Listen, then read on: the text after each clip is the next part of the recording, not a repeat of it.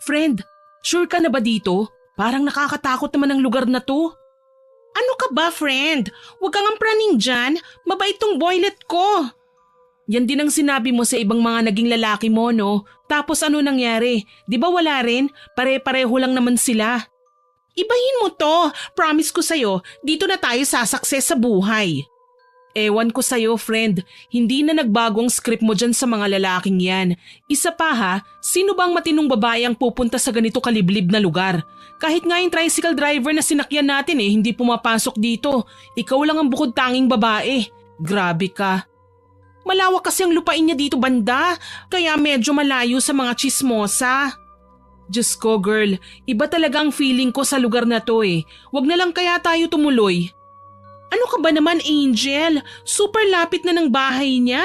Oh, ayan na pala siya Mabilis na kinawayan ng babae ang lalaking papalapit sa kanila. Nakasakay ito sa kuliglig. Hindi makitang mabuti ni Angel ang muka ng bagong nobyo ng kanyang kaibigan dahil natatakpan ng salakot ang kanyang muka. Napakunot ang noo ng babae nang masilayan ito ng malapitan ng lalaking noon pa lamang niya nakita. Matanda na ang lalaki. Pwede na yung tawaging tatay o hindi kaya ay lolo nilang dalawa. Parehong nag-aaral ang dalawa ng kursong nursing. Nasa 3 taon na ang mga ito, ngunit mas dumarami ang gastusin nila kaya naman napilitan ng mga ito na maghanap ng mayamang lalaking pwede nilang mahuthutan ng pera. Minsan lang yun gawin ni Angel, yung tipong walang-wala na siya maging ng kanyang pamilya. Kabaliktaran naman ang kanyang kaibigang si Karen. Wala na kasing nagpapaaral dito kaya naman nung natuto itong mag-ayos ay inalam niya ang mga kiliti ng lalaki. Nabalik lang sa realidad ang babae nang marinig nito ang boses ng matandang lalaki. Kahit na kulubot na ang balat nito ay nakikitaan pa rin ang kakisigan ng matanda. Namula pa ang babae nang magtama ang mata ng dalawa. Kanina pa ba kayo? Oo, darling. Bakit ang tagal mo? Kita mo tong skin ko, namumula na dahil sa init. Pawis na rin ako. Bakit hindi mo kasi ako sinundo dun sa may labasan Kanina pa kami naghihintay. Pasensya na, sweetheart. Nagka-problema kasi bigla sa palayan Hindi ko na malayan ang oras. Brownout pa, kaya hindi kita natawagan. Pasensya ka na Ay, ano pa bang magagawa ko? Kung hindi lang kita mahal ay hindi ako maglalakad ng ganito kalayo, no? Kaya nga bilang pambawi, itong kuliglig ko ang ginamit ko para sunduin kita. Bakit yan? Ayaw naman kitang pasakayin sa kalabaw. Gusto mo ba yun? Yak, hindi no. Akala ko ba may kotse ka? Nasa talyer pa Hindi pa nababalik sa bahay. Pansamantala, ito na muna ang gagamitin natin. Ayos lang naman sa'yo, no? Hindi ito ang pinagkasunduan natin. Baka nakakalimutan mo. Hindi ko naman nakakalimutan Ako ang bahala. Bukas na bukas, papakuha ko sa tao ko yung sasakyan. Ano pa ba ang magagawa ko? Tara na, ang init-init Siya nga pala. Sino yung kasama mo? Yan. Friend ko, si Angel. Nabanggit ko naman sa'yo na magdadala ako ng kaibigan, di ba? Oo. Sakay na kayo, sweetheart. Angel. Parang musika sa tenga ng babae ang pagsambit ng lalaki ng pangalan nito. Tinawag ba naman siyang my sweetheart, Angel? Alam niyang mali pero hindi niya mapigilang kiligin sa lalaking kanyang kaharap. Yumuko na lamang ito upang hindi makita ng kanyang kaibigan ang ngiti na nagbabadya sa kanyang mga labi. Masayang tinanaw ng mga ito ang malawak na palayan na pagmamayari ng lalaki. Maraming mga taniman doon na sinasabi ring pagmamayari nito. Tuwang-tuwa si Karen habang nakikinig sa kwento ng kanyang nobyo. Alam ni Angel kung anong iniisip nito. Tihak na naka-jackpot ang kaibigan sa kasalukuyang lalaki nito. Nawala ang ngiti ng kanyang kaibigan nang tumigil sila sa bahay na gawa sa kawayan. Hindi yun kalakihan at makikitang lumang-luma na rin yun. Nandito na tayo. Ito ang simpleng tahanan ko. Pasok kayo. Pasok! Nauna ang lalaki sa pagpasok sa bahay habang ang dalawa ay nagbubulungan sa labas. Hindi maipinta ang mukha ni Karen nang maabutan nito ang bahay ng lalaki. Pucha, akala ko jackpot na. Bakit dito niya pa tayo pinatuloy? Anong akala niya sa akin? Chipipay?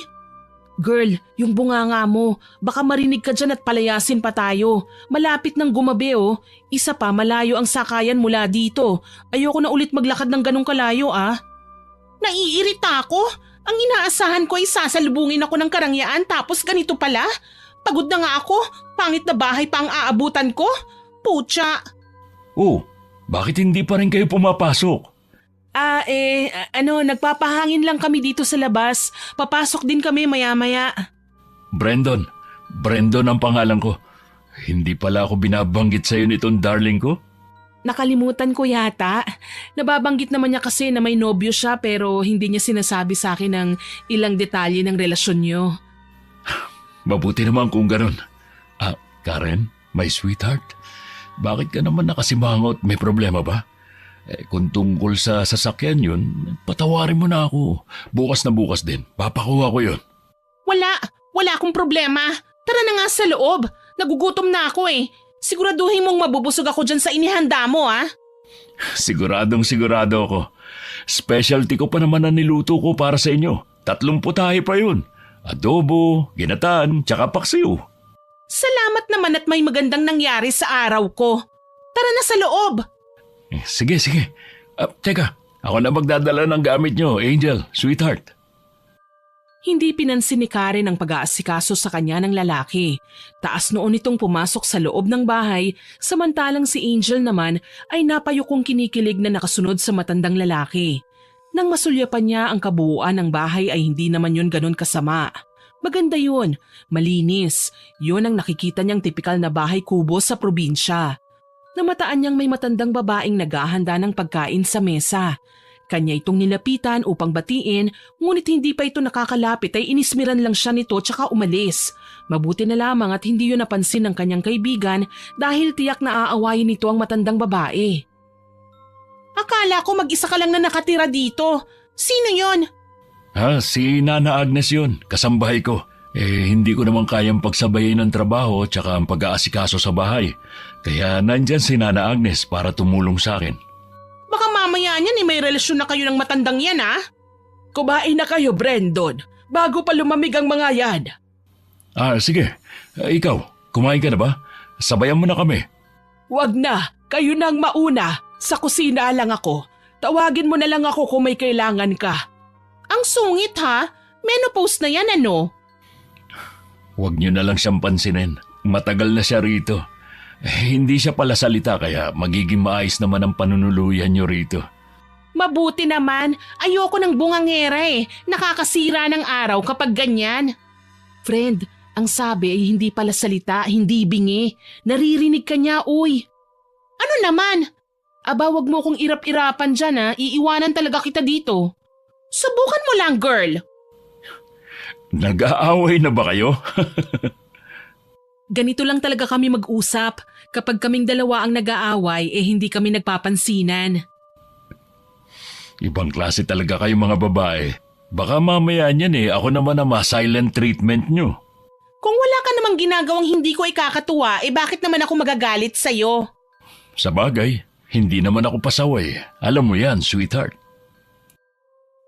Napayuko na lamang si Angel nang magsubuan ng dalawang magkasintahan. Sa mga naging karelasyon ni Karen, hindi naman ganun ang epekto sa kanya ng paglalampungan sa kanyang harapan. Yun ang unang beses na nangyari sa kanya ang bagay na yun.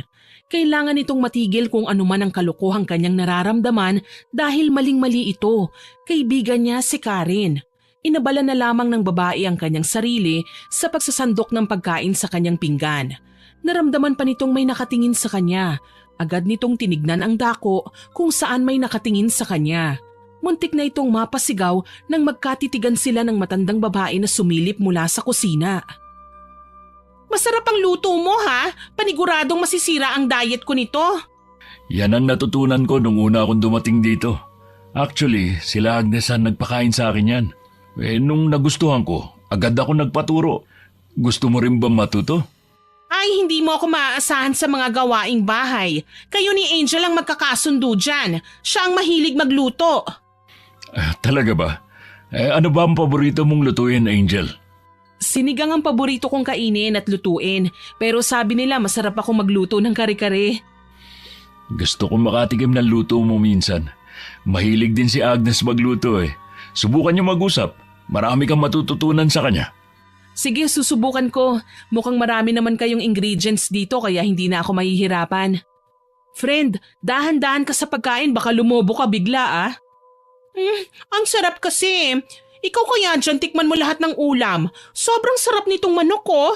Ngayon lang ako nakatikim ng ganitong luto. Manok? Hindi manok yan. Ano, baboy? Wag mo nga akong pinaglololoko. Kung baboy ito, sana nag-Bicol Express ka na lang. Hindi yan baboy o manok. Palakayan. Ito naman, masyado mo naman akong pinapasaya sa compliment mo eh. Ano? Palaka? Paunahang tumakbo si Angel at Karen sa kusina upang iluwa ang kanilang kinain. Tinusok pa ni Karen ang kanyang lalamunan upang iluwa ang pagkain. Mabuti na lamang at iilang subo lang si Angel kaya hindi ito nagtagal sa kusina. Maluha-luha pa siyang tinignan ng kaibigan na hindi pa rin natatapos sa pagsusuka. Agad itong nilapitan ni Brandon tsaka hinimas-himas ang likod. Anong nangyari? Allergic ka ba sa palaka? Ano sa tingin mo? Sarap na sarap ka naman sa luto ko ah. May hindi ka ba nagustuhan? Yung palaka mismo, Brandon. Ano ka ba? Papakainin mo kami ng palaka sa buong pananatili namin dito?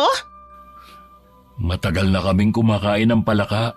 Wala naman nangyari sa amin ah. Ay pues, ngayon ay may mangyayari sa'yo kapag puro palaka ang papakain mo sa amin. Hindi mo man lang kami sinabihan na palaka pala yan? Baka kung saan pa nang galing yan at kung ano pang kinain yan, edi namatay kami. Palakang bukid naman yan eh. Malinis yan. Nakakain. Anong tingin mo sa akin? Papatayin kita? Lalasunin? Darling, hindi ako ganyan. Nagtanong ka man lang sana kung kumakain kami niyan.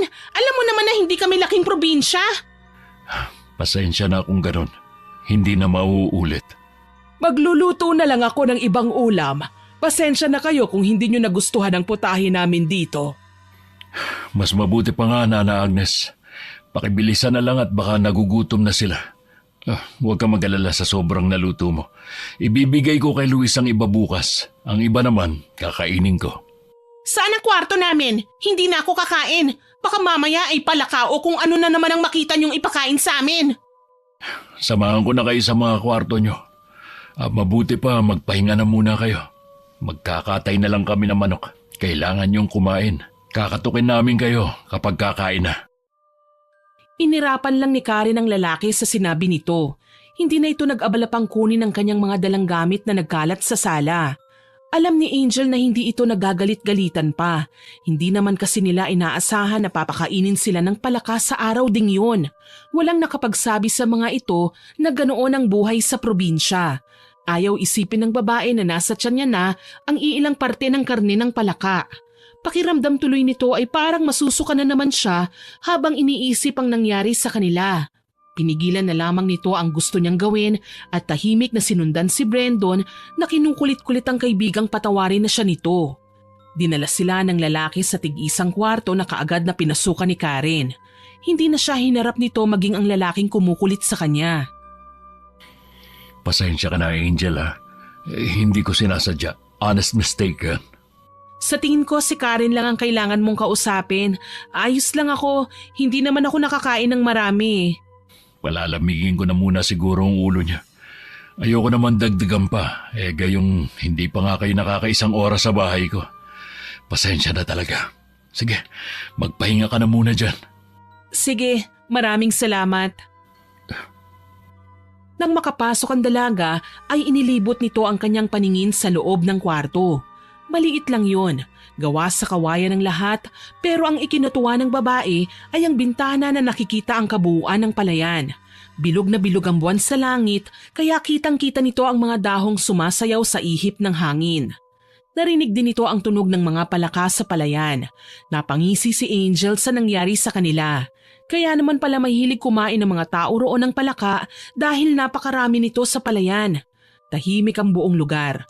Tanging kalansing ng mga gamit sa kusina ang gumagawa ng ingay maliban sa natural na ingay ng paligid. Matapos mag-ayos ay lumabas ito ng kwarto upang kumustahin ang kaibigan. Kumatok muna ito ng dahan-dahan tsaka pumasok. Nakasubsob ito sa unan. Ang mga dala nitong gamit ay hindi pa nito naaayos. Friend, kamusta ka? Suko ka na kagad? Ayoko na dito. Ayokong kumain ng palaka habang buhay ano. Baka hindi naman palaka ang lagi nilang kinakain dito. Konting tiis lang, hindi ba't ginusto mo to? Hindi ito ang inaasahan ko. Sa pagkakaalam ko mayaman siya, hindi ganito. Isang araw pa lang suko ka na? Paano ang tuition mo? Isang taon na lang gagraduate ka na. Paano na lang, friend? Maraming lalaking baliw sa akin, Angel. Hindi ako magtitiis dito. Subukan mo lang. Wala namang mawawala sa'yo eh. Baka mag-iba ang ihip ng hangin. Kapag hindi ay tumakas na tayo. Sige, pero sa ngayon makisama ka na muna ha. Ilang beses mo na tong ginagawa. Ngayon ka pa ba susuko? Mahigpit siyang niyakap ni Karen tsaka humagulgol. Tahimik lang na inalo ni Angel ang kaibigan. Kung kaya lang sana niyang tulungan ng kaibigan sa usaping pera, ay hindi na nito kukonsintihin ang kaibigan sa ginagawa nila. Maging siya kasi ay sa mayamang lalaki rin lumalapit kung walang-wala na ito. Maya-maya pa ay marahang kumatok sa kanilang kwarto na sinundan ng isang tinig. Boses yun ni Nana Agnes. Malamig ang boses nito na nagbigay ng kakaibang kaba sa kanila. Mga madam, kumain na ho kayo. Nagluto kami ni Brendo ng tinola at pritong manok. Salamat, Nana Agnes. Lalabas na lang kami kung gutom na kami. Lumabas na kaya tayo? Kanina pa ako gutom na gutom eh. Ikaw talaga kahit kailan? Nag-iinarte nga lang ako eh. Makisama ka na. Nag-abala pa silang magluto ulit oh. Paano kapag palaka ulit ang ipakain sa atin? Ay bingi ka, friend. Ang sabi nga manok. Kaya halika na. Feeling ko kakainin na ng mga bulate ko sa katawan ko ang mga laman loob ko, no? Yak! Kadiri ka naman. Hindi ka ba nagpurga nung bata ka? Ang OA naman ang reaksyon mo. Tara na nga. Wala nang nagawa ang kanyang kaibigan nang kaladkarin niya ito sa kusina. Tahimik lang si Brendon at Nana Agnes na naghahanda ng pagkain sa mesa. Tinignan sila ng mga ito tsaka tipid ng ngumiti. Hindi gaya noong unang masilayan nila ang pagkain ay nakakasiguro na nga ang mga itong manok nga ang kanilang ulam sa gabing yon. Ang palaka namang inihanda para sa kanila ay maganang nilantakan ni Brendon.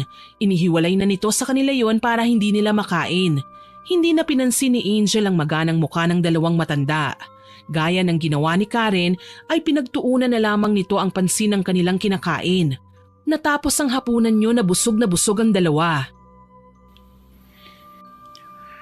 Mabuti naman at naubos niyo ang inihanda ni Nana Agnes. Akala ko may matitira pa kinabukasan eh. Bakit? Wala ka na bang maipapakain sa amin bukas? Kung puro palakanan naman yan mabuting bukas na bukas din umuwi na kami.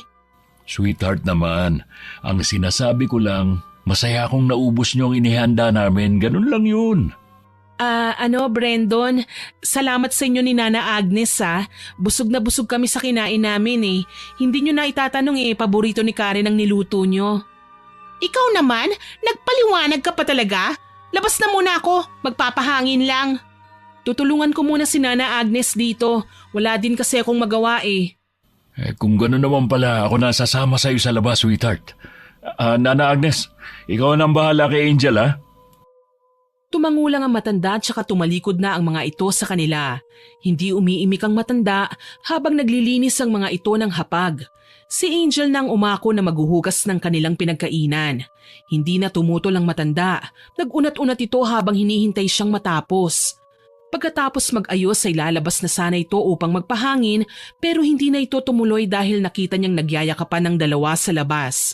Napansin nito ang matanda na sumulyap sandali sa labas tsaka dire-diretsyong lumabas ng hindi man lang pinapansin ng mga taong naroon. Saan pupunta yun? May sarili siyang bahay na malapit lang dito. Uuwi na siya sa bahay niya. Bakit mo pa pinapauwi ng ganitong oras? Baka ano pang mangyari sa kanya? Bakit hindi mo na lang dito patirahin para hindi na kayo mahirapan pang dalawa? Huwag kang mag-alala.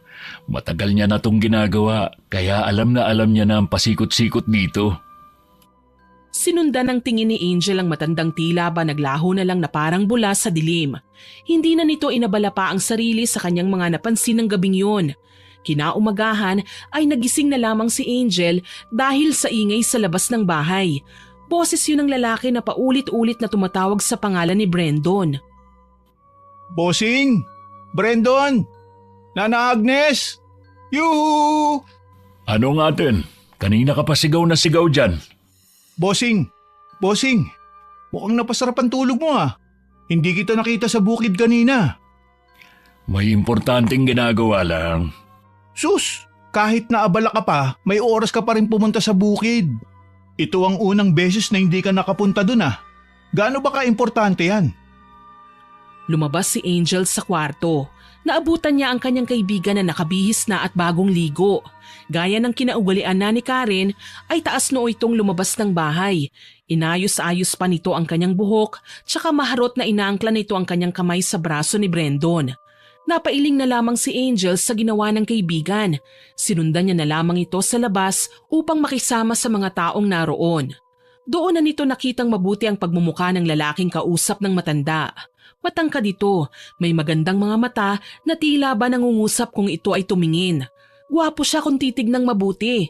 Ang magkabilang dimples niya ay mas lalong nagpagwapo sa kanya.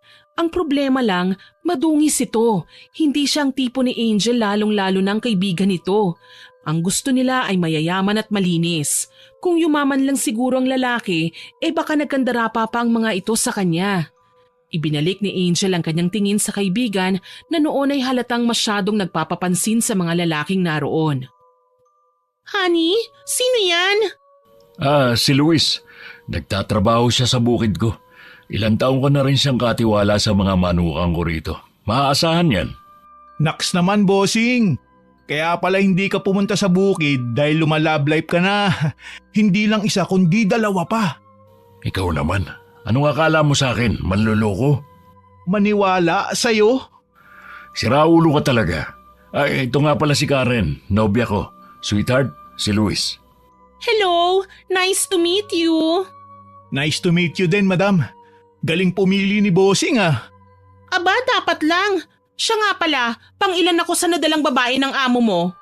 Wala namang dinadalang kung sino yan dito. Ikaw ang bukod tanging nadala niya. Sa pagkakaalam ko ha. Apat, ano to Brandon? Si madam naman.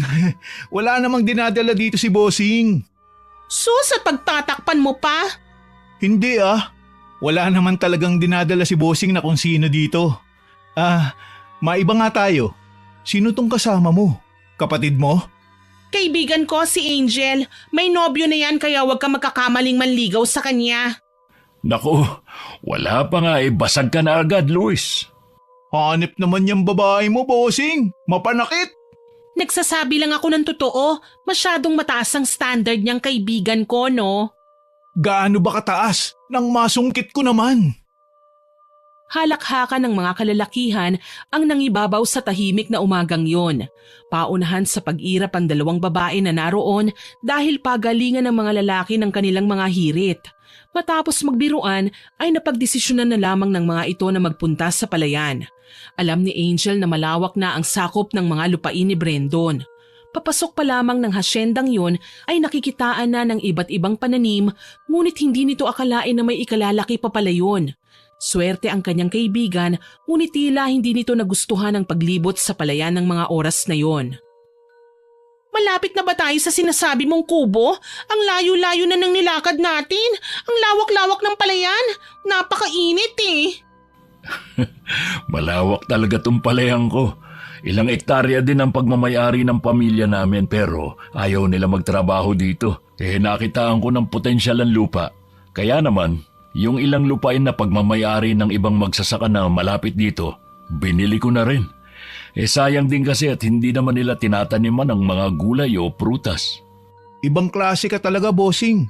Kahit nga yung iilang magsasaka ay iniwan na ang lugar na ito dahil wala naman daw kwenta at pangit ang tubo ng mga tanim dito. Mali lang kasi ang paraan ng pagtatanim nila. May proseso kasi yan. Hindi naman lahat ay minamadali, hindi ba, darling? Nakikinig lang si Angel sa kwentuhan ng dalawang lalaki habang bagot na bagot naman ang kaibigan niya. Kung hindi pa ito nilingon ni Brandon ay hindi pa ito magkukunwaring hindi nayayamot. Narinig din kasi ng babae ang paminsan-minsang reklamo nito sa putik na halos dumihan na ang kanyang suot. Mukhang malayo ang nasa isip mo ah. Nagugutom ka na ba? Gusto mo kargahin kita? Ipagluluto kita ng paborito mo. Oo.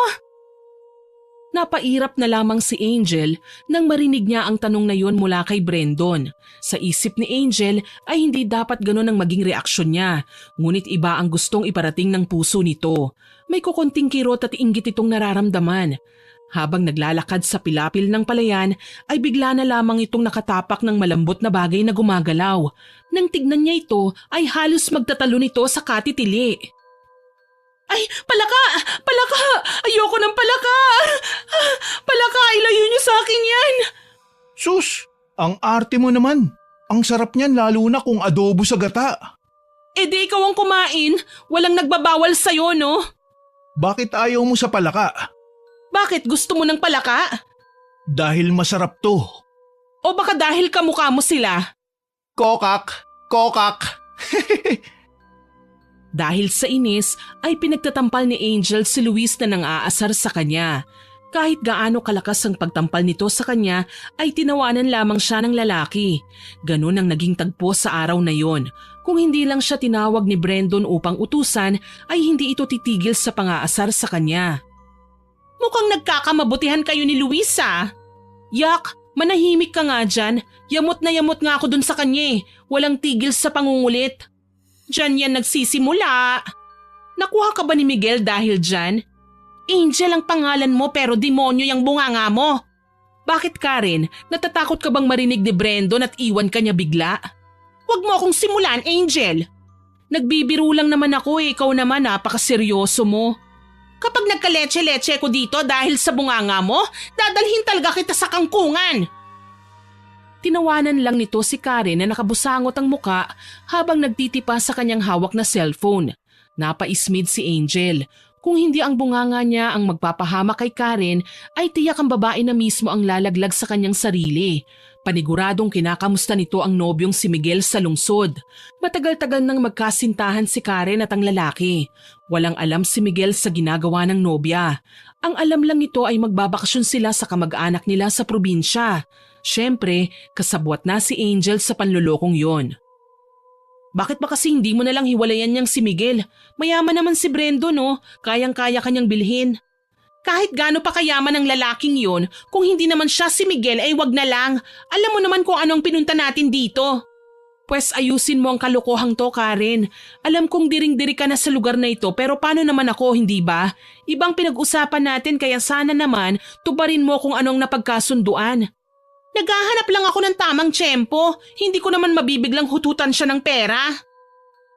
Sasagot na sana si Karen nang mamataan niya ang dalawang lalaki na kumakaway sa kanila habang naglalakad sa pilapil. Kasalukuyang nasa kubo kasi ang mga ito na nasa dulo ng palayan. May dalang basket ang dalawa. Paniguradong pagkain ng laman ng basket na yon dahil nag-request si Karen ng kakanin. Napatanong pa ito sa dalaga kung sino ang nagtitinda ng kakanin sa gitna ng palayan. Inirapan lang siya nito, ngunit ang dalawang lalaki na ang nagpresentang bibili. Matagal ba kayo naghintay? Ano sa tingin nyo? Ang sabi nyo 10 minuto lang nandito na kayo. 10 minuto ba ang sabi namin? Sa pagkakaalala ko kasi ay 10 minuto ang paglalakad namin dyan sa pilapil. Puro ka talaga salita. Bakit hindi ka nalang manahimik? Eh bakit mo ko inaaway? Bakit hindi ikaw ang pumunta dun para malaman mo na hindi madaling maghanap ng kakanin na gusto nyo? Oh, mag-aaway pa eh. Pagsaluhan na nga natin to. Masarap gumawa ng kakanin si Aling Mirna. Mabuti na lang at naabutan namin siya sa bahay nila. Nilalako kasi niya yung mga paninda niya eh. Maraming salamat, Brandon. Naabala pa namin kayo. Bakit kay bossing ka lang nagpapasalamat? Isa din ako sa naghanap, no? Bakit ikaw ba ang bumili? Ako ang bumili. Pero pera ni bossing. Napakamot pa sa ulo nito ang lalaki tsaka patawa-tawang kinuha ang supot ng kakanin na nasa loob ng basket. Tinignan ni Angel ang walang imik nitong kaibigan. Napairap na lang siya sa kanyang isip nang hindi man lang nito pinansin si Brendo na nakatitig sa kanya. Siniko niya ito ng marahan kaya naman napatingin siya sa kaibigan na naiinis. Pinagtaasan niya na lang ito ng kilay tsaka sinenyas ang pansinin si Brandon. Ibinalik nito ang malanding tingin at pagpapaawa niya sa lalaki. Darling, nasa na yung pagkain ko? Kanina pa ako gutom na gutom habang naghihintay sa'yo. Hindi mo man lang sinabi na malayo pala ang kubo na sinasabi mo. Mukha kasing abala ka. Akala ko hindi mo na ako papansinin eh. Gusto mo ba ng banana Q o palitaw? Ano ka ba? Nangangamusta lang kasi ang mga magulang ko kaya naman nireplyan ko na. Mabuti na lang at may signal banda rito. Sweetheart, pwede ba habang magkasama tayo, huwag kang gagamit ng cellphone? Gusto ko kasing masolo ka. Ayaw ko na may kahati ako sa atensyon mo. Kahit na abala sa pagkain si Angel, ay nasa dalawa pa rin ang pandinig nito. Kailangan niyang mapigilang magkamali ang kaibigan. Kung hindi magawa ni Karen ang makipaglandian sa lalaki, ay ito na ang gagawa. Kayang-kaya niya yon lalo na't alam niyang madaling matukso ang mga lalaki. Ang hirap naman buksan ito. Pwedeng patulong, Brandon? Ako na. Aabalahin mo pa sila eh. Ang dali-dali lang naman yan, madam. Ayoko sa'yo. Baka duruan mo pang pagkain ko eh. Brandon, please naman oh. Pwede bang buksan mo to? Anong nangyayari sa'yo, Angel? Sirain mo na lang ang supot. Ako na. Hindi ko alam na ganito pala kayong tatlo kasakit sa ulo. Bakit nadamay ako, bossing? Hindi ba dapat? Ang bait-bait ko kaya. Kahit siguro tulog eh hindi. Pinigilan ni Brandon ang binatang sumagot pa rito. Kung hindi ay paniguradong aabuti ng gabi ang pagbabangayan ng dalawa. Gaya ng kanyang naunang plano ay kay Brandon ito nagpatulong sa pagtawid sa maputik na palayan. Kahit na nakita nito ang nagtatakang mukha ng kaibigan ay hindi naman niya ito pinansin. Tinutuloy-tuloy pa nito ang pagpapapansin kay Brandon. Iba ang dating ni Brandon sa mga lalaking nakilala niya kaya naiintindihan nito kung bakit ito ang napili ng kaibigan. Anong ginagawa mo, Angel? Akala mo ba hindi ko napapansin yung pagpapansin mo kay Brandon? Bakit? Ano bang ginagawa ko? Para din naman sa atin tong ginagawa ko ah. Kung makupad kang kumilos, ako ang kikilos. Pareho naman nating mapapakinabangan ang ginagawa ko eh. Ako na ang bahala. Bakit nakikialam ka pa rin? Ako na nga ang gagawa ng paraan eh. Hindi ko planong magtagal dito, Karen. Gagawin ko ang plano sa paraan mo o sa paraan ko. Tandaan mo kasama ako sa plano na ito. Matapos ang usapan nilang yon ay napansin naman ni Angel ng mga sumusunod na araw ang pagbabago ng kaibigan. Mas lalo itong lumapit kay Brandon na mas ikinatuwa naman ng lalaki. Si Angel naman sa kabilang banda ay pinili na lamang na makipaglapit ang loob sa matandang babae. Dahil hilig din ito ang pagluluto at hindi naman ito nahirapang kausapin ng matanda. Sa araw kasing yon ay nagluluto ang dalawa ng pananghalian nila. Laing yon tsaka pritong isda. Hindi nito alam kung saan nanggaling ang isda dahil sobrang layo naman ang dagat sa lugar nila kaya hindi nito maiwasang magtanong sa matanda. Mahal ba ang isda kung bibilhin sa bayan? Siguro, hindi naman ako lumalabas eh. Hindi ba kayo pumupunta sa bayan? Ano naman ang gagawin ko doon? Mamili ng mga kakailanganin nyo dito. Hindi ko kailangan yan. Nandito ang mga kailangan ko sa paligid at wala sa bayan. Hindi ako pinapayagan na lumabas. Ha? Bakit naman? May batas ba dito na bawal lumabas? Huwag mo nang alamin ang mga bagay na yan. Wala ka namang balak na magtagal dito, hindi ba? Oo naman. Kailangan kong umuwi. Last na talaga, Nana Agnes. Kung hindi ka ang bumili ng isda, sino? Mukhang sariwang-sariwa pang mga ito ah. Si Luis lang ang pinapayagang pumasok at lumabas sa lugar na ito. Anong ibig niyong sabihin? Hindi na natapos pa ng mga ito ang kanilang usapan dahil pangiting-iting pumasok ng kusina si Luis. May dala itong iba't ibang prutas, pawisan ng lalaki pero hindi nabawasan ng kagwapuhang taglay nito. Napatampal na lamang ng noo si Angel nang maisip niya ang bagay na yun. Mukhang narinig ko ang pangalan ko ah. Ano ang pinag-uusapan nyo? Chismoso ka talaga. Sus! Crush mo lang ako eh. Hiwalayan mo na lang kasi ang nobyo mo para ako na lang ang pumalit. Asa ka, hugasan mo na lang yung mga prutas na dala mo. Masusunod, kamahalan. Luto na ba ang ulam? Napakapatay gutom mo talaga no? Walang palaka dito. Bakit? Palaka lang ba ang kaya kong kainin? Malay ko sa'yo, tiyan ko ba yan? Mahilig kang magbanggit ng palaka eh. Porke ba binabanggit ko, paborito ko na kagad? Siyempre, mukhang palaka ka na nga eh. Sus! Aminin mo na lang na crush mo ako. Hindi naman ako magagalit eh. Hindi na nito pinatulan pa ang lalaki dahil pumasok sa kusina ang dalawang magkasintahan habang magkahawak ang mga kamay. Pangiti-ngiti pa ang mga ito tsaka magiliw na nagpaalam sa kanila na aalis dahil kakain daw ang mga ito sa labas.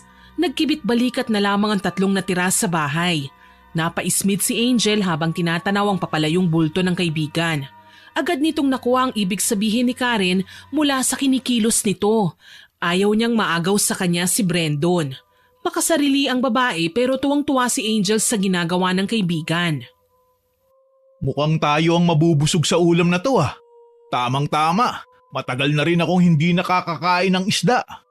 Magtira pa rin tayo sa kanila at baka magutom pag-uwi. Hindi yan, Nana Agnes. Kilala mo naman si Bossing. Ayaw nun na nagugutom tayo pa uwi. Ah, siya nga pala madam. Alam mo ba kung saan sila pumunta? Anong pakialam ko? Kumain na nga tayo. Masarap tong niluto namin ni Nana Agnes. Malaki ang ngisi ni Angel habang kinakain ang pagkaing niluto nila. Hindi dahil sa tuwa kung hindi dahil sa inis sa kaibigan. Hindi nito akalaing ginagawa siyang kompetisyon ng kaibigan. Bumuo ito ng plano sa kanyang isipan. Kung yun naman pala ang gusto ng kaibigan ay handa siyang makipaglaro dito. Kinabukasan ay hindi nito inaasahang nakabusangot na muka ang madadatnan niya sa hapag ng umagang yon. Ngumisi ito tsaka humigop ng kaping ginawa ni Nana Agnes. Kumusta ang lakad niyo kagabi? Hay nako, wag ka nang magtanong pa. Naiinis lang ako lalo. Bakit? Hindi ba't nag-date kayo? Ang inaasahan kong bungad mo nakangiti ka ngayon. Oh, ano ang nakita mo? Nakangiti ba? Masaya ba ako? Wala bang isda dito? Mag-iisang linggo na rin akong kumakain ng manok at gulay. Nauumay na ako. Hindi na mapigilan ni Angel ang hindi humalakhak habang tinitignan niya ang yamot na mukha ng kaibigan. Tinolang manok na naman kasi ang ulam ng araw na yon. Sakto pang dumating ang makulit na si Luis kaya naman halos pagsakluban nito ng langit at lupa. Wala namang isda sa bukid. Di maghanap kayo. Wala bang isda sa bayan? Gulay na lang ang kainin natin, masustansya pa. Sa pagkakaalam ko may tinitindang isda sa palengke, Bossing. Nakabili nga kami kahapon ng… Ayun naman pala di bumili kayo o baka wala kayong pambili. Ako na lang ang lalabas para bumili. Si Luis na ang bahala dyan, hindi ba Luis? Copy that, Bossing. Sasama na ako kay Luis. May gusto rin akong bilhin Wag na, tulungan mo na lang si Nana Agnes dito sa loob ng bahay. Teka lang ha, ang usapan magbabakasyon lang kami dito. Bakit ginawa niyo naman yatang katulong si Angel? Sige na nga, ako nang bahala dito. Sa susunod na lang ako pupunta sa bayan. Okay naman pala kay Angel di wala ng problema. Nginitian nito si Brandon ng matamis. Ilang segundo pa ang tinginan ng dalawa. Ang babae na ang nagbawi ng tingin tsaka dumiretso na ito sa kusina. Ang buong akala niya ay mahihirapan siyang agawin si Brandon kay Karen pero mukhang mapapadali ang pag-alis niya sa lugar. Isang gabi, habang abala ang mga tao sa bahay sa paggawa ng kani-kanilang ginagawa, ay nagdesisyon si Angel na tumakas upang magpahangin. Hindi pa nito gaanong nalibot ang lugar kaya naman sinubukan nitong puntahan ang bahay ng matandang sinasabi ni Brandon. Hindi pa ito tuluyang nakakalayo sa bahay ay may bigla na lamang yumakap sa likod ni Angel. Magpupumiglas na sana ito nang maamoy niya ang pamilyar na amoy ng lalaki. Sweetheart, saan ka pupunta? Brandon, hindi ako si Karen. Alam ko naman. Ano ngayon? Hindi ba kita pwedeng yakapin? Alam ko naman gusto mo din ako kaya huwag ka na mag-inarte pa. Brandon, bitiwan mo ko. Baka makita tayo ni Karen. Gusto mo ba ako, Angel? Ha? Oo at hindi lang ang sagot. Kung hindi mo ako gusto, bibitaw na ako sa'yo. Kung gusto mo rin ako, di tayo na. Hindi akong tipo ng taong nagpapatagal ng mga bagay-bagay. Paano si Karen? Naramdaman nito ang pagbitiw sa kanya ng lalaki. Masyadong mabilis ang mga pangyayari. Ang buong akala nito ay aayawan na siya ni Brandon. Pinaharap siya ng lalaki. Hinalikan siya nito sa noo, sa ilong at ang pinakahuli ay sa labi. Nanlaki ang kanyang mga mata sa ginawa nito. Hindi malalaman ni Karen kung hindi natin sasabihin. Kung gusto mo naman, handa akong hiwalayan siya. Magsabi ka lang. Huwag na muna. Ayokong mabigla siya. Ibig sabihin tayo na? Paano pala ang nobyo mo sa lungsod? Wala akong nobyo. Huwag kang mag-alala. Pero sabi ni Karen noon kay Luis meron daw. Hindi bale, hindi na mahalaga yun ngayon. Ang dapat natin pagtuunan ng pansin, yung tayo. Masaya kung akin ka na. Ako rin, Brandon. Ang akin lang ay sana wala akong kahati sa'yo. Mahal na mahal kita. Huwag kang mag-alala. Gagawa ako ng paraan para maging iyo ko ng buong buo. Ayokong mag-away kami ni Karen. Hindi pa ako handang malaman niya ang tungkol sa atin. Bumalik ka na sa kwarto niyo. Baka hinahanap ka na niya. Na magiging kwarto mo. Konting tiis na lang. Iyong-iyo na ako. Bago siya iwanan ni Brandon, ay nagtanim muna ito ng munting halik sa kanyang mga labi. Napakunot ng noo ang babae habang sinusundan ng tingin ng lalaki. Masyadong mabilis ang pangyayari. Hindi niya magawang maging masaya dahil nalilito pa rin ito sa mga nangyayari. Sa sobrang bilis ay mukhang mali. May nararamdaman itong kakaiba ngunit pinagsawalang bahala na lamang ng babae ang lahat. Ang mahalaga ay kung ano ang napatunayan niya at naagaw niya. Masaya siyang bumalik sa bahay ngunit hindi pa ito tuluyang nakakalapit ay sinalubong na siya ng matalim na tingin ng matandang babae. Galit na galit itong lumapit sa kanya. Palingon-lingon pa ito na para bang takot na takot siyang may makakita sa kanila. Habang may oras ka pa'y umalis ka na rito! Ano ang ibig mong sabihin? Umalis ka na! Ayoko! Bakit mo ba ako pinagsasabihan? Ano bang kailangan mo? Maling-mali na ngang pumunta kayo rito. Maling naging kasintahan ni Karen si Brandon. Tapos ngayon ay dadagdag ka pa sa pagkakamaling yon? Umalis ka na! Kung gusto mo pang makita ang mga mahal mo sa buhay ay umalis ka na! Naguguluhang tinignan ni Angel ang matandang may kakaibang kaba sa kanyang mga mata. Hindi maintindihan ng babae ang ikinagalit nito o kung nag-aalala ba ito para sa kanya. Sa palagay ng babae ay may alam itong hindi nila alam kaya ganun na lamang ang reaksyon niya. Magkahalong kaba at pagkasabik ang nararamdaman ni Angel. Gusto nitong malaman kung ano man ang misteryong bumabalot sa loob ng bahay na yon. Kinabukasan, maagang nagising ang babae. Hindi nito nakita ang kaibigan o maging si Brandon. Naiinis man ay pinagpasalamat na lamang ni Angel na naroon si Luis para kausapin siya. Himala at tahimik ang bahay ah. Nasaan sila? Hindi ko rin alam eh. Bakit ka nandito? Anong hanap mo? Wala. Si Bossing lang. May pinapagawa kasi siya sa akin ngayon pero kung wala naman siya dito, aalis na ako. Ayokong makipag-away sa'yo. Sandali lang, may gusto kong itanong sa'yo eh.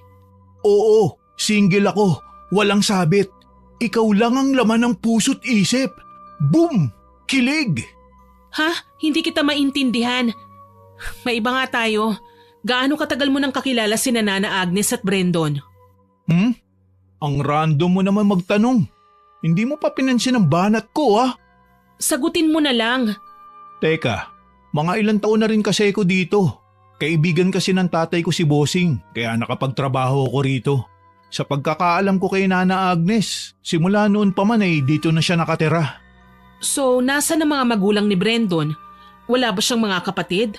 Bakit dito talaga siya nagtayo ng bahay? Ang layo-layo nito sa bayan eh. Hinay-hinay sa pagtatanong.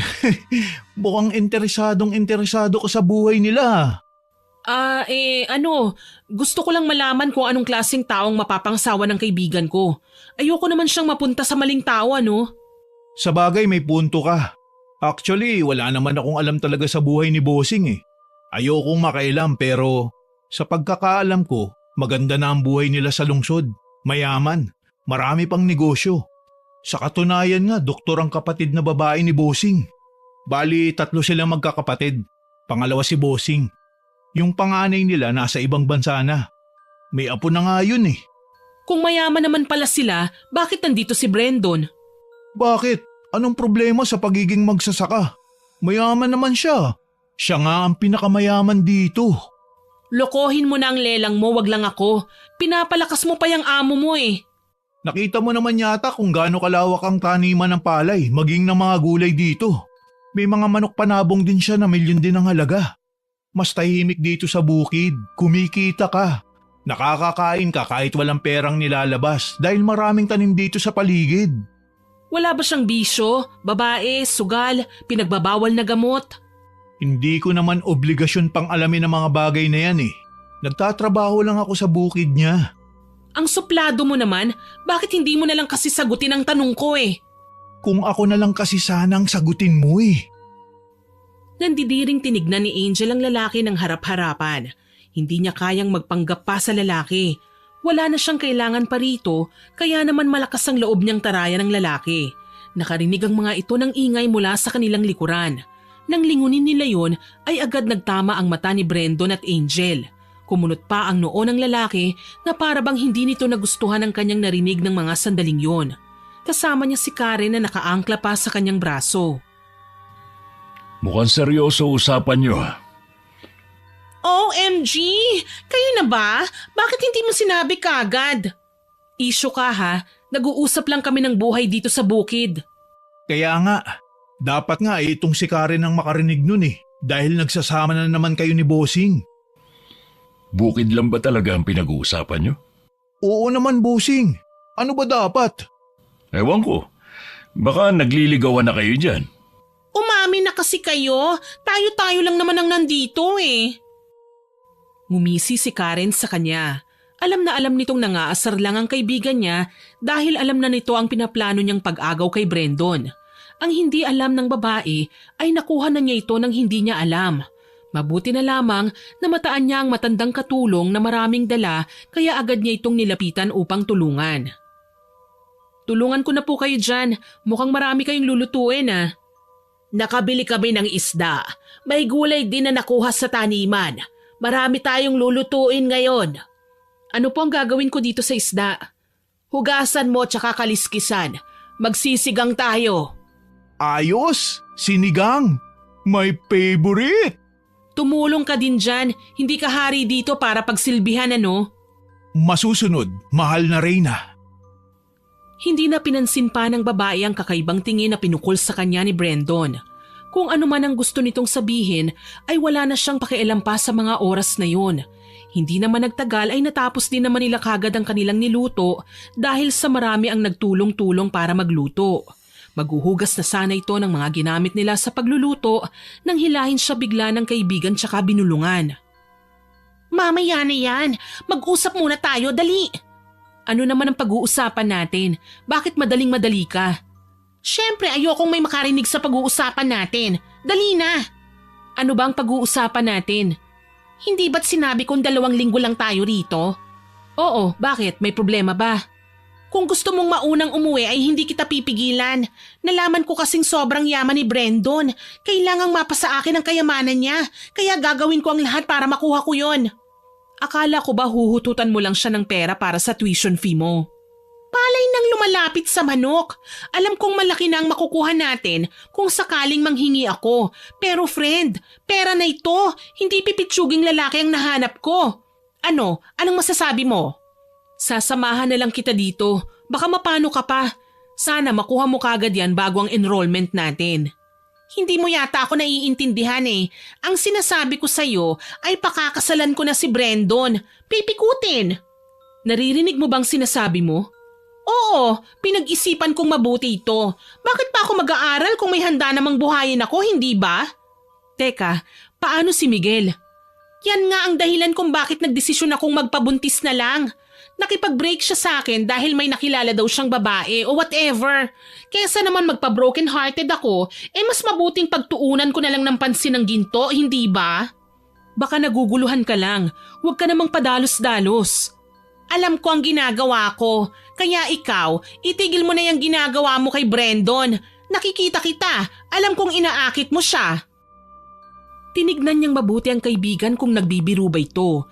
Ngunit ang seryosong mukha lang nito ang sumalubong sa tingin niya. Napabuntong hininga siya. Sa ilang araw na hindi sila gaanong nag-uusap ay parang bigla na lamang niyang hindi nakilala ang kaibigang ilang taon niya ring kasama. Hindi nakaalis sa kinatatayuan nito si Angel kahit na ilang minuto buhat nang iwan siya ng kaibigan sa kusina. Isang mahinang tapik ang nagpagising kay Angel. Dumadagundong ang lakas ng tibok ng puso nito nang dahil sa gulat. Habol niya ang kanyang hiningang napalingon sa tumapik sa kanya. Hindi pa rin ba kayo aalis sa lugar na ito? Bakit ba gustong-gusto mo kaming umalis, Nana? May nagawa ba kaming hindi mo nagustuhan? Bulag ka ba? Pinaglalaruan lang kayo. Pinaglalaruan, Nino? Nana Agnes, luto na ba ang ulam? Nagugutom na ako eh. Bukas na bukas ay umalis ka na kung ayaw ng kaibigan mo. Hindi ka dapat pang pumunta dito. Patapos na.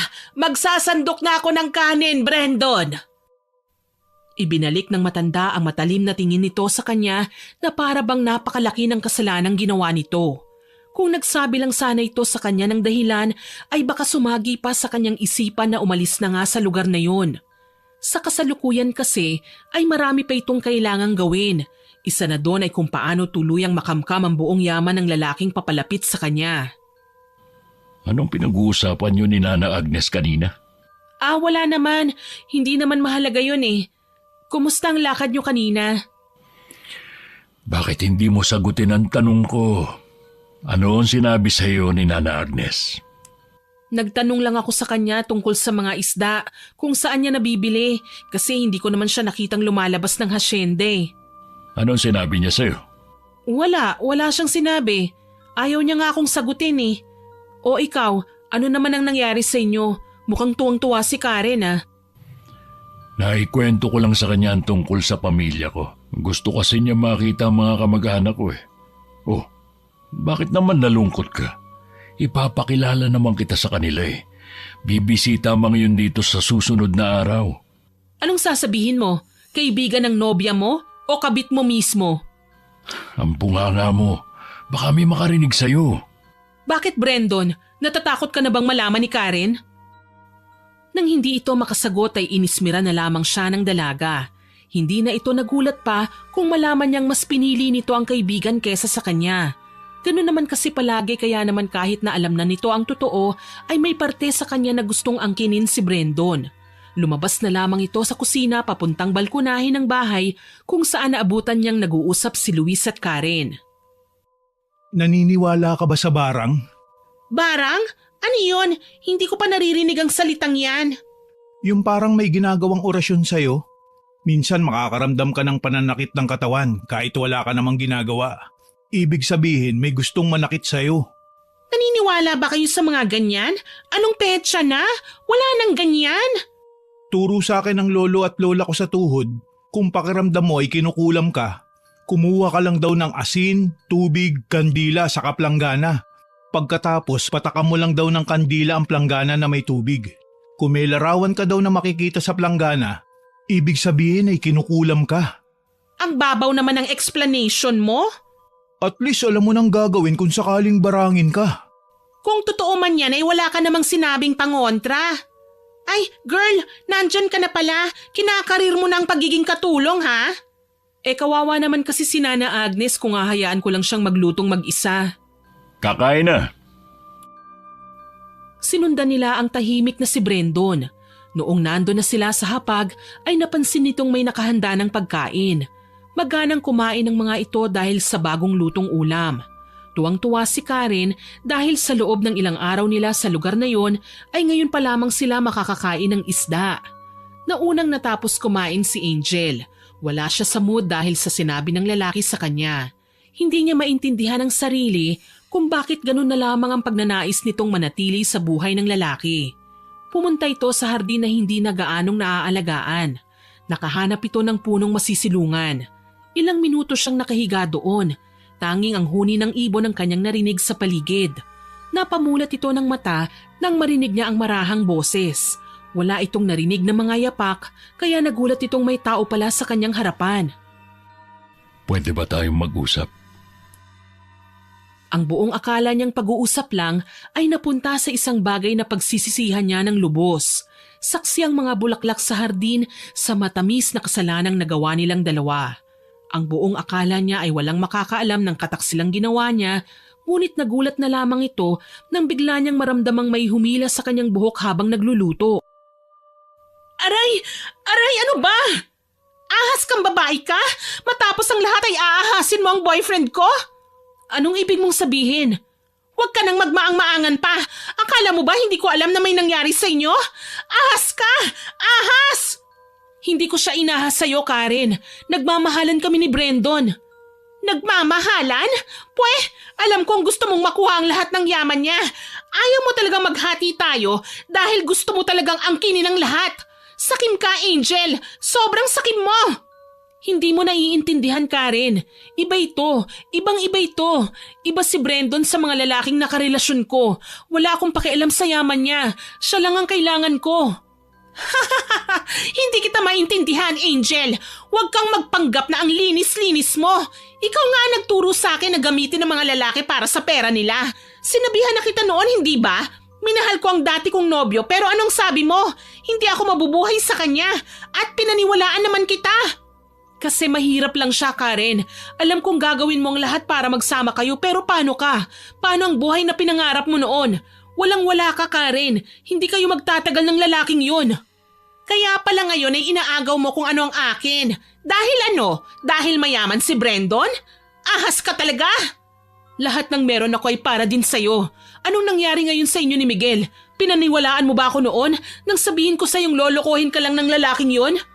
Labas na si Miguel sa kung ano ang meron tayo ngayon. Ang galing mo rin ano?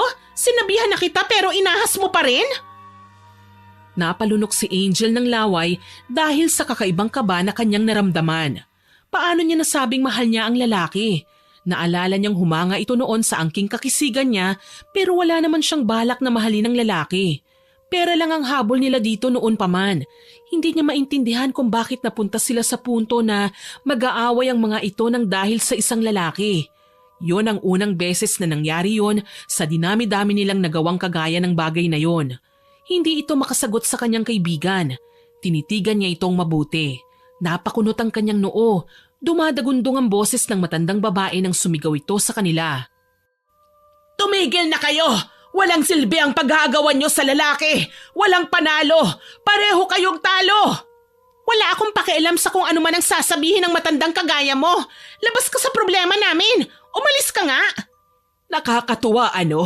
Ganyan-ganyan din ang sinabi ng huling babaeng dinala niya rito. May tipo siya. Palaban kaya mas natutuwa siyang paglaruan kayo. Ako nga ang dapat na magpalaya sa inyo dito eh.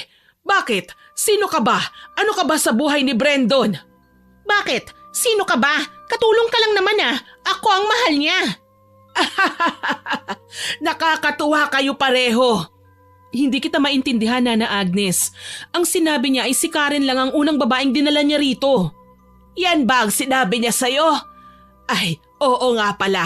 Naniwala ka naman. Naniwala naman kayo. Hindi ako manghuhula. Diretsuhin mo na nga ako. Bakit hindi mo tanungin si Brandon?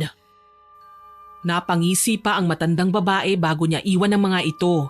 Kinagabihan ay agad na kinumpronta ni Karen si Brandon na noon ay kararating lang galing sa bukid. Anong sinasabi ni Nana Agnes na hindi lang ako ang dinala mong babae rito?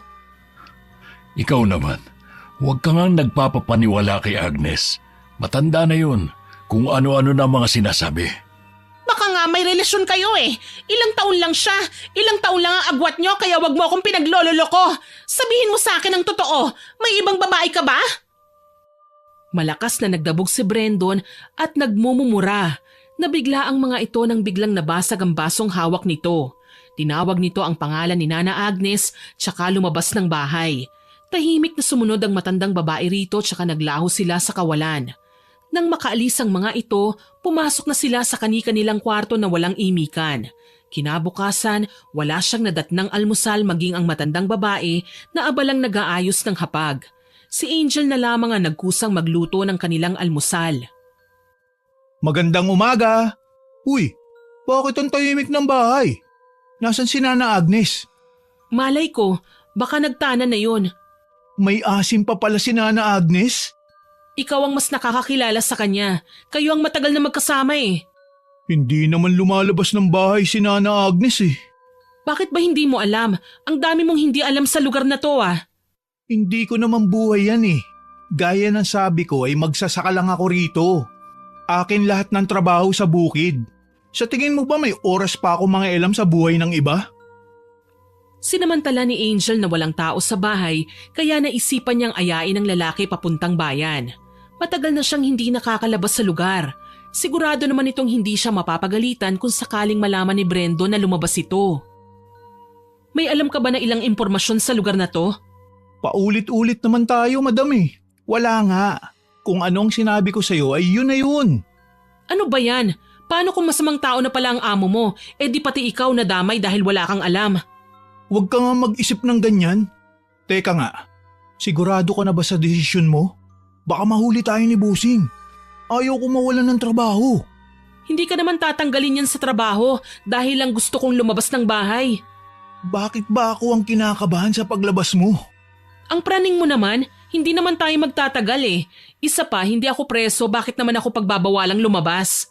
Ikaw ba, hindi ka ba lumalabas sa malawak na lupaing ito? Bihira lang akong payagang lumabas kung may pinapagawa sa akin. Nagkibit balikat lang ang dalaga. Malayo ang nilakad ng mga ito.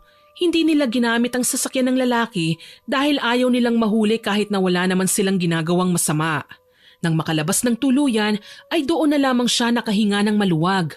Masaya itong nakakita ng ibang tao. Marami siyang pinuntahan kahit na limitado lang ang oras na binigay sa kanya ni Luis. Tuwang-tuwa ito habang papauwi ng bahay. Kung ano ang kanyang iniwan ay ganun rin ang kanyang naabutan. Wala si Nana Agnes maging si Brendon. Ilang araw din naging ganun ang tagpo ng buhay niya. Madalang din kasing lumalabas si Karen sa kwarto nito. Isang araw, nagulat na lamang ito nang makita niya ang matandang babae na naghahanda ng kanilang pagkain. Nagtataka ito sa biglaang pagbago ng matanda. Anong nangyari sa'yo, Nana Agnes? Bakit nangayayat ka yata? Nagkasakit lang. Grabe, ang sakit ng ulo ko. Para akong naduduwal. Huwag mong sabihing nabuntis ka. Bruha, hindi pa naman ako nakakaisang buwan dito. Imposible namang mabuntis ako. Hindi ka ba nakikinig nung nagtuturo tungkol dito? Imposible ka nang makalabas sa lugar na ito. May sinasabi ka, Nana Agnes? Ang sabi niya, hindi na raw tayo makakaalis sa lugar na to. Bakit nga ba hindi pa tayo payagan umalis ni Brendon? 2 linggo lang dapat tayo dito eh. Ewan ko ba sa taong yon? Ayaw na ayaw niyang umaalis ako sa lugar na to. Teka nga, bakit mo ba ako kinakausap? Friends ba tayo? Sorry na, ang gusto ko lang naman ngayon ay makaalis na sa lugar na to. Ikaw lang ba?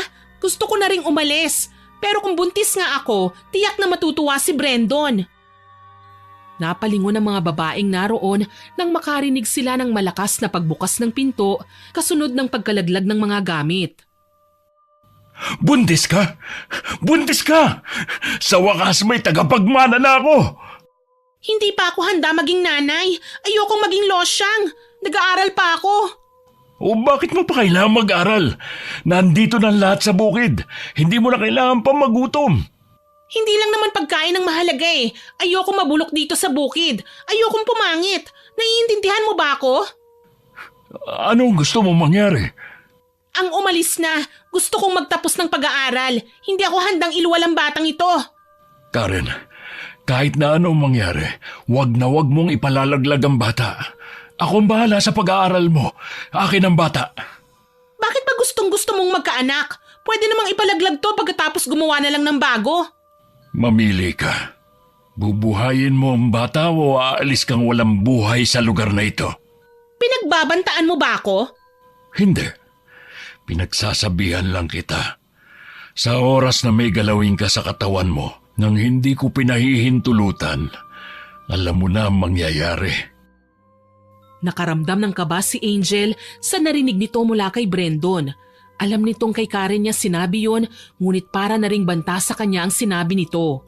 Doon na ito nagduda kung mali ba ang ginawa nila na pumunta nga sa lugar na yon. Ngumisi pa ang lalaki tsaka tinapik ang balikat ni Nana Agnes. Niyaya nitong makipag-inuman kay Luis na agad namang pinaunlakan ng binata. Nang makaalis ay agad itong nag-ayos ng kanyang mga gamit. Aalis na ako dito, Karen. Baka hinahanap na ako sa amin eh. Hindi ba't ikaw lang naman ang gusto ni Brendon? Huwag mo akong iwan dito, Angel. Hindi ko kakayanin. Bakit hindi mo kakayanin? Nandito na ang lahat ng kailangan mo. Mayaman ang lalaking nahanap mo, hindi ba? Hindi naman habang buhay ay nakabuntot ako sa'yo. Paano ang tuition mo? Ang perang pampagamot sa lolo mo? Paano yun? Ako na ang bahala doon. Hindi ko na gusto ang nangyayari dito. Putya, ang sakit ng tiyan ko. Baka dahil sa palaka? Che, nagbibiro ka pa. Halos manginig sa sakit si Angel. May kung anong puwersang pumipigil sa kanyang umalis sa lugar na yon. Hawak nito ang kanyang tiyan habang habol ang kanyang hininga. Napahawak ito sa mesa bilang suporta. Halos umikot na ang kanyang paningin dahil sa sakit. Hindi na nito pinansin ang lalaking lasing na pumasok mula sa kusina. Kung ano man ang ininom nito ay agad na nagpalasing sa kanya at wala na siyang pakialam. Ang gusto niya lang ay matapos na ang sakit na kanyang nararamdaman. Matagal ko na kayong sinabihan. Dapat noon pa lang ay umalis na kayo. Hindi na kayo makakaalis sa lugar na ito kahit kailan. Si Nana talaga nanakot pa. Kumuha ka na lang dyan ng langis. Baka may nakain na hindi maganda si Angel. Bukas pa naman yata ang alis nito at baka mapurnada pa. Mapupurnada talaga yan lalo na at pati siya ay nakuha na rin ni Brandon. Naku, Nana Agnes, matanda ka na talaga. Pati mga ganyan ay sinasabi mo pa. Anong mangyayari sa akin, Nana Agnes? Ayoko na rito. Ayoko na. Natatakot na ako. Dapat naisip mo na yan noon bago ka magpagalaw kay Brandon. Nana, hindi siya si Karen. Ibang nobya ni Bossing. Alam ko ang sinasabi ko, Luis. Bakit hindi mo tanungin si Angel? Sabihin mong nagsisinungaling lang si Nana Agnes, Angel. Sabihin mo. Isang beses lang nangyari yun. Hindi ko sinasadya. Anong hindi mo sinasadya? Bumuka ka pero hindi mo sinasadya. Ano yun? Bakit ko ba kailangan magpaliwanag sa'yo? Sino ka ba? Tila ba natauhan ng lalaki dahil sa sinabi nito. Napatikhim siya tsaka nag-aalalang tumingin sa matandang babae. May gusto itong sabihin pero hindi na niya tinuloy. Naluluha siyang napatingin sa kaibigan na maging ito ay hindi na rin alam ang gagawin. Kung totoong may laman nga ang tiyan niya ay pareho silang hindi makakalabas sa lugar na yun. Naiiyak siyang lumapit sa matanda. Ayoko nito, Nana Agnes. Ano ang gusto mong gawin? Ipalalaglag ko siya. May alam ka bang hilot dito? Anong klaseng tao ka? Ginusto mo yan pagkatapos ay tatakbuhan mo lang?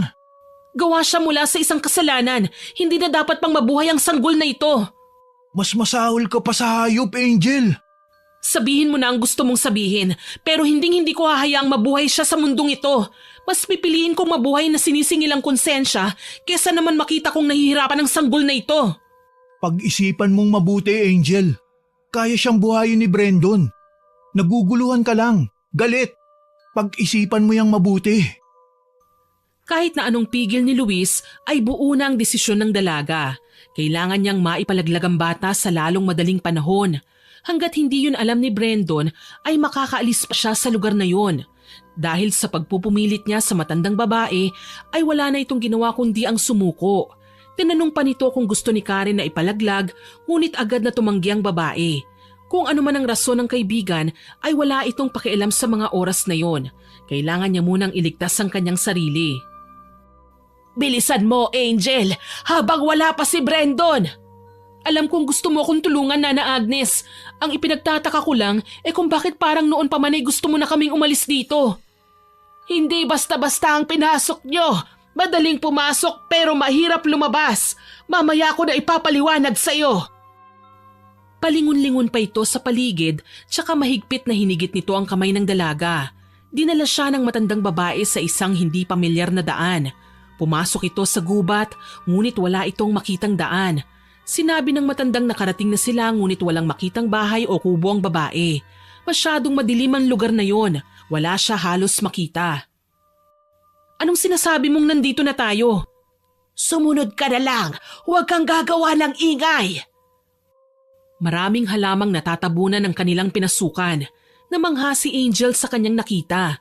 Hindi mahahalatang may daan doon dahil sa kapal ng halaman. Nang tuluyan na silang makapasok, ay doon lamang nito napansin na munting kubo ang kanilang pinasukan. Nagsindi ng kandila ang matanda, tsaka pinahiga ito sa isang lumang papag. Gamit ang mumunting liwanag ay mabilis ang kilos ng matanda. Hinugasan itong maigi ang mga gunting at ibang parapernalya na naroon sa isang sulok. Nang matapos ito ay may iniabot sa kanyang tela na nirolyong maigi. Kahit na anong mangyari, wag na wag kang gagawa ng ingay. Aray, ayoko na. Hindi pa ako nagsisimula. Wag kang OA. Inumin mo itong nasa baso. Lason ba yan? Pampalaglag yan. Mapait nga lang pero pwede na. Dapat ay 1 linggo mo pang iinumin yan pero dahil nagmamadali ka, ay tinaasan ko na ang gamot na pinatak ko dyan. Sa tingin ko naman ay dugo pa lang ang nasa sinapupunan mo, kaya madali pa yang makukuha. Yan yata ang pinakamahaba mong sinabi, Nana Agnes. Nagsasalita ka naman pala eh. Wala na tayong oras. Bilisan mo na. Ubusin mo na yung iniinom mo. Pikit matang nilagok ni Angel ang basong may gamot. Sa sobrang pait nun ay halos masuka na ito. Kung hindi lang siya inaalalayan ng matanda sa pag-inom, ay baka naisukan na niya ang lahat ng yun. Nakaramdam siya ng paghihilab ng tiyan. Tatayo na sana ito upang magsuka, ngunit pinahiga siya ng matanda. Tiisin mo ang sakit. 1 beses lang mangyari ito kaya lakasan mo ang loob mo. Kung inaakala niyong tagapagmana ng mga ari-arian niya ang habol sa inyo ni Brendon, doon kayo nagkakamali. Hindi kayo naka-jackpot. Si Brendon ang naka-jackpot sa inyo. Bakit gustong-gusto niyang magkaanak? Dahil gusto niya ng tagapagmana bilang isang mambabarang. Si Brendon na lang ang natitira sa angka nila bilang isang mambabarang. Kailangan maisalin ang kapangyarihan ng barang sa mismong dugo nito. Nag-iisang anak na lalaki lang si Brendon. Mas makapangyarihan ng barang sa mga anak na lalaki. Pero kung walang anak na lalaki, pwede rin naman ang anak na babae. Basta't kadugo niya mismo. Akala ko'y naka-jackpot na si Karen. Barang lang pala. Yan ang sinasabi ko. Kaya, aray! Aray! Tapos na, nakuha ko na ang dugo ng sanggol sa sinapupunan mo. Magpahinga ka na dyan. Bukas ng umaga na tayo babalik sa bahay. Dahil sa sakit ay hindi na namalayan ni Angel na nakatulog na pala siya. Nagising na lang siya nang marahan siyang yugyugin ng matandang babae. Nang bumangon siya ay pakiramdam niyang nakalutang siya sa hangin. May ibinigay sa kanya ang matandang babae, 1 inumin. Hindi gaya ng nagdaang gabi ay hindi na yon mapait. Bumuti ang kanyang pakiramdam pero nararamdaman pa rin nito ang sakit sa ibabang parte ng kanyang katawan. Dahan-dahan silang naglakad pabalik ng bahay. Kinakabahan man ay hinarap nito ang nag-aabang na si Brendon sa labas ng bahay. Saan ka nang galing, Angel? Nagpasama lang ako kay Nana Agnes na libutin itong taniman niyo. Mabuti naman kung gano'n. Teka, mukhang hinang-hina ka. Napagod lang ako sa kalilibot. Sobrang lawak kasi nito eh. Naku, napakaswerte ng anak niyo ni Karen. Alam mo bang masaya ako magkakaanak na ako? Kung may nabuo tayo, huwag kang mag-aalangang magsabi sa akin, ha? Pananagutan kita. Pananagutan ko kayong pareho. Huwag kang mag-alala.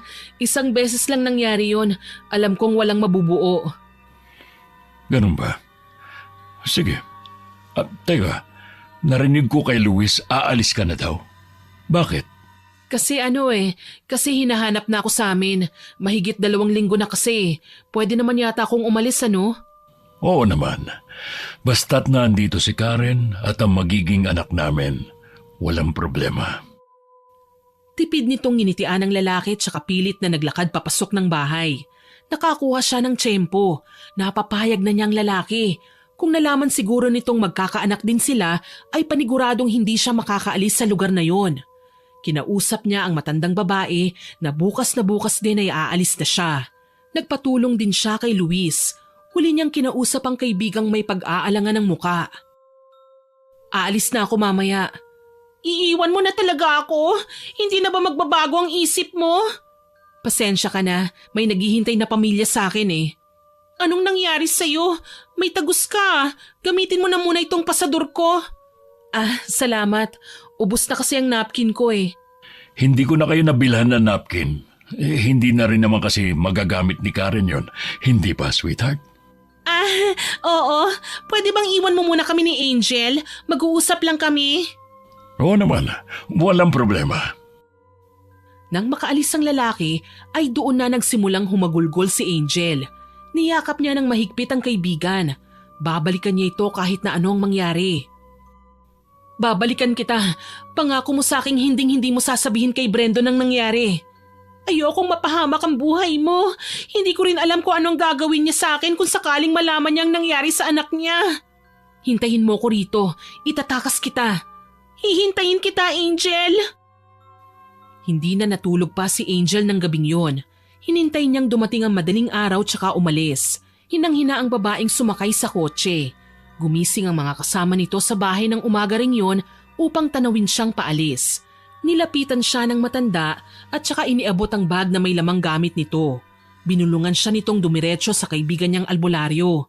Sinabi nitong nalaman ni Brendon ang ginawa nila kaya naman hindi makakapayag ang lalaking makaalis siya ng lugar na yon ng buhay.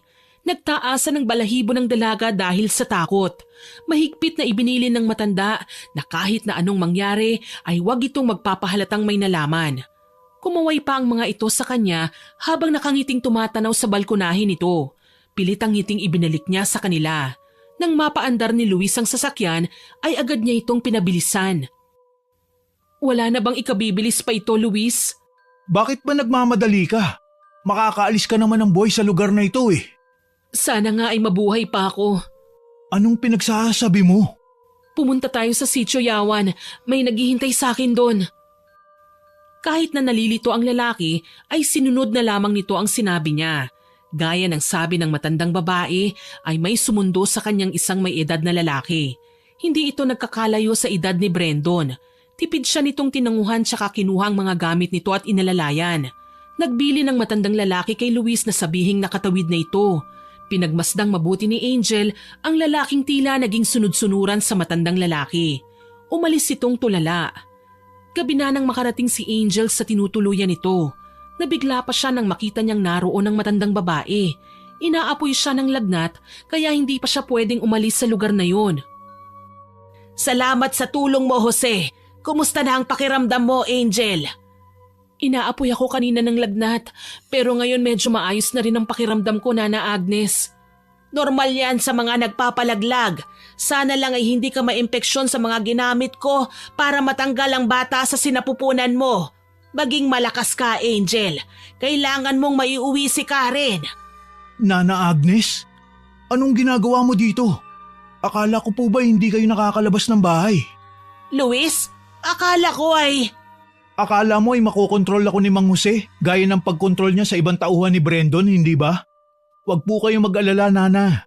Alam ko nangyayari sa loob ng bahay na yun. Tutulong ako sa inyo, lalong-lalo na sa'yo. Hindi na mahalaga pa ang bagay na yon. Matanda na ako. Wala akong mauuwian. Ang mahalaga ay ang 2 batang napadpad dito. Nabulabog ang tahimik na gabing yon nang bigla na lamang namatay ang lahat ng kandila sa loob ng kubo. Nakaramdam ang mga ito ng pagyanig ng bahay.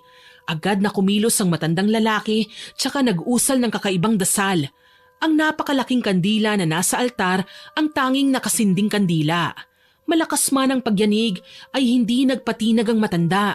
Sinabayan siya ng dasal ni Nana Agnes habang dahan-dahang sinisindihan ang iilang kandilang namatay. Dala ko na ang kailangan natin para makontra ang sumpa ng barang. Nandito ang lahat maging ang sarili niyang dugo. Nanginginig na napatingin si Angel sa hawak na tela ni Nana Agnes. Yun ang dugong nakuha sa kanya ng nagdaang gabi. Malakas ang pintig ng dibdib nito. Hindi niya alam kung mapagkakatiwalaan ang matandang nasa harapan niya. Huwag kang mag-alala, hindi kami kaaway. Matagal na naming gustong putulin ang sumpa ng barang. Gusto na naming mabuhay ng payapa. Habang nandito siya ay hindi namin magagawa yon. Pasensya ka na kung hindi ko kagad nasabi sa iyo yon. Si Nana Agnes ang unang asawa ni Brendon. Hindi sila magkaanak kaya naman gumawa ng paraan ng lalaking yun para makuha ang gusto niya. Ibig sabihin ay walang legal sa aming dalawa ni Karen? Pareho kaming kabit ng mambabarang? Hindi ko alam kung paano mo nalaman ang mga yan, Luis. Pero totoo ang lahat ng nalaman nyo. Ilang beses nang nagtangkang bumuntis ng iba't ibang babae si Brendon. Ngunit halos lahat ng nadala niya ay hindi magkaanak o hindi kaya ay iba ang nakabuntis sa kanila. Kung matalo natin si Brendon sa gabing ito ay umalis na kayo. Kaya rin siya nananatiling matikas at medyo may kabataan pa ay dahil yun sa kapangyarihang itim na angkin niya. Hindi makagalaw ang babae sa narinig nito mula sa matanda, ngunit mas pinili na lamang nitong sumunod sa kanya. Nanood ito sa ginawa nilang orasyon. Nagtulong-tulong ang 2 matanda sa paggawa ng ritual na may kasamang dasal. Ilang sandali pa ay natahimik ang buong lugar. Agad nitong inutusan si Luis na sunduin si Karen sa bahay nila Brendon, dala ang anting-anting bilang proteksyon. Hindi nagtagal, nakabalik itong dala ang kaibigang naguguluhan. Anong nangyari kay Brandon? Bakit bigla na lang siyang nagmukhang matanda? Bakit bigla siyang natumba? Yun ang tunay na wangis niya. Sa bukang liwayway ay umalis na kayo. Tungkol sa anak na nasa sinapupunan mo, pwede mong ipalaglag siya rito o... Hindi ko siya ipalalaglag. Anak ko ito.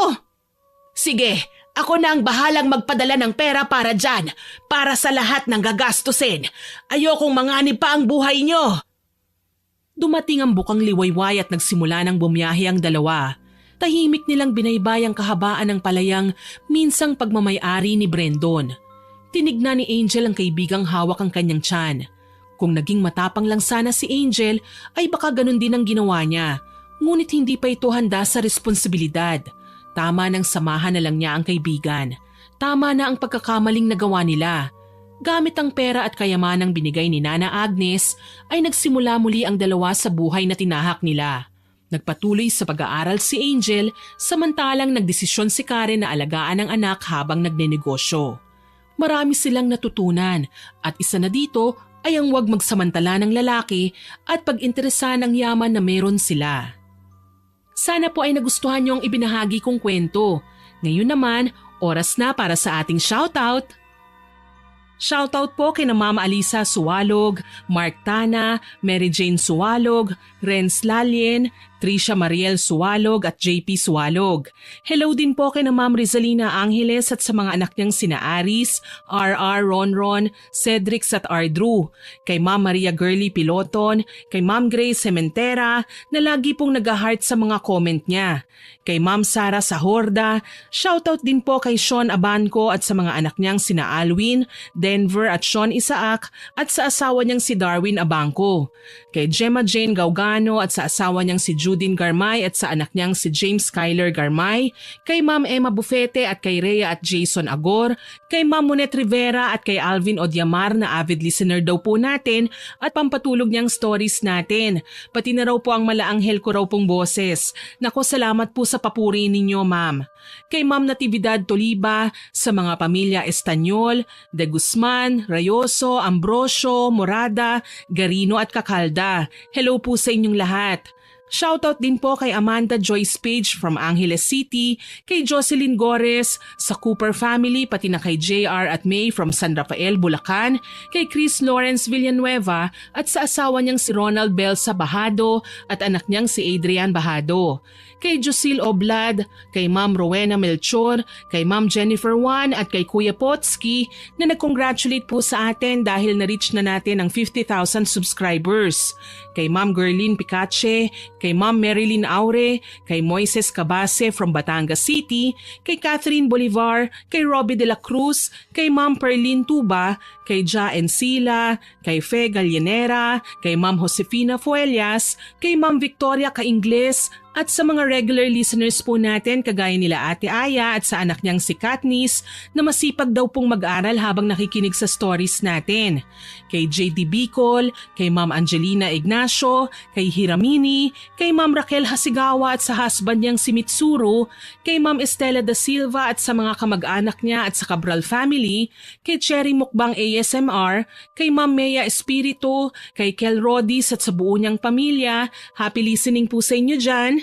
Kay Ma'am Elizabeth Dunca, sa Galedo family, kay Tina Dekit at sa Lamoro at Dekit family, kay Ma'am Pamela Allen, kay Chris Mamado at kay Ma'am Alfreda Alano.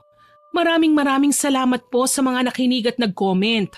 Abangan po ninyo ang mga susunod ko pang kwento at huwag kalimutang mag-subscribe, like, share and comment sa upload natin. Sasamantalihin ko na rin po ang pagkakataong ito dahil kung hindi po sa inyong lahat, hindi po ako magkakaroon ng 50,000 subscribers. Kaya buong puso po akong nagpapasalamat sa inyong lahat. Ang next goal po natin ay 100,000 subscribers naman po. Kaya hihingin ko pa rin po ang walang sawa niyong suporta. Muli, ako po si Miss Winnie na nagpapasalamat sa inyong pakikinig.